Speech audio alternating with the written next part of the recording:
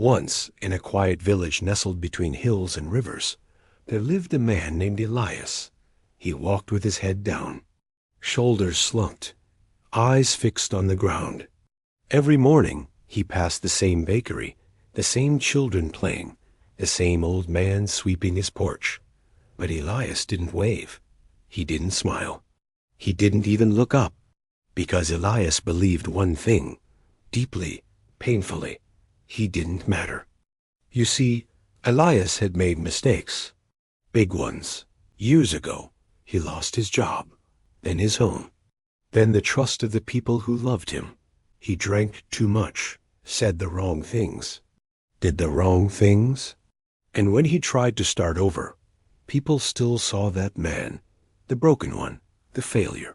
So he stopped trying. He lived in a small, cold room above a laundromat. He worked odd jobs.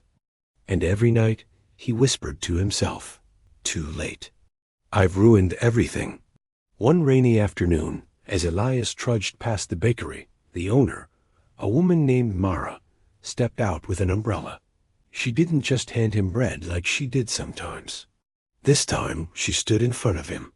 "Mara, Elias, why do you walk like you're carrying the world?" He shrugged, didn't look up. "Elias, because I am." "Mara, no, you're carrying your past.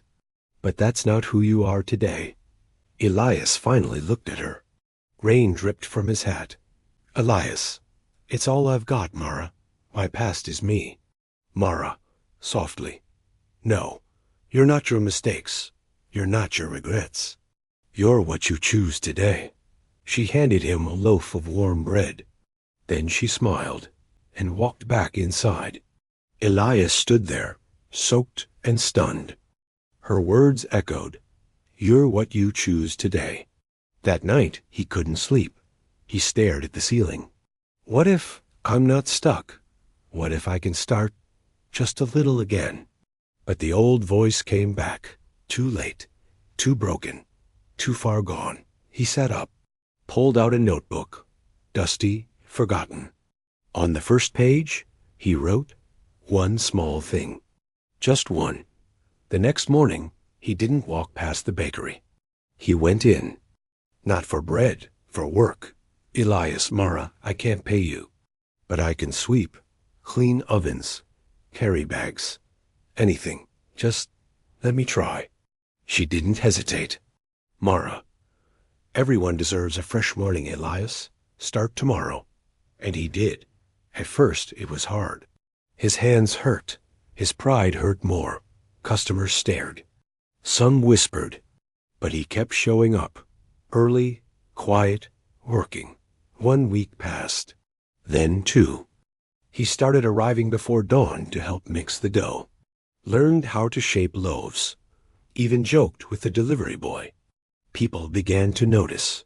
Not the past, but the man who arrived first. Who stayed last.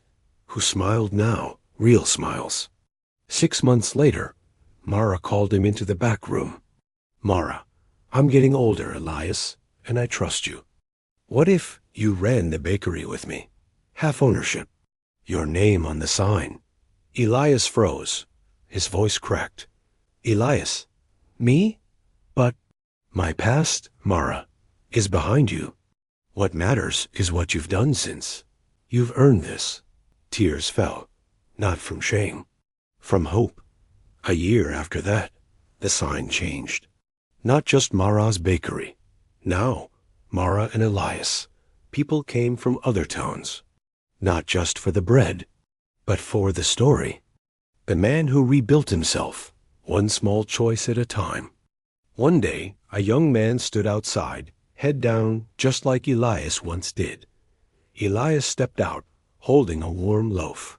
"Elias, hey, you look like you're carrying something heavy." The young man looked up, eyes tired. "Young man, yeah, my past. It's not good." Elias smiled, gently, like Mara once did. "Elias, let me tell you something I had to learn the hard way. Your past is a chapter, not the whole book. You're not what you were. You're what you do now." He handed him the bread, and a job application. We all carry something. Shame, regret, failure, moments we wish we could erase. But here's the truth.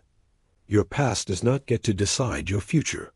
It shaped you, yes, but it doesn't own you. Change doesn't start with a miracle. It starts with a moment, a choice. One small, "I'll try." Elias didn't wake up a hero. He woke up one morning and said, just one thing, today, and then another, and another, until one day he looked in the mirror and didn't see the broken man. He saw someone who kept going, who mattered, who belonged. So if you're out there thinking, it's too late, I've ruined it all, pause, breathe, and ask yourself, what is one small thing I can do today to begin again? Because you are not your past. You are your courage to begin, again and again and again. And that is where transformation begins. Your value isn't in what you've lost. It's in what you're willing to rebuild.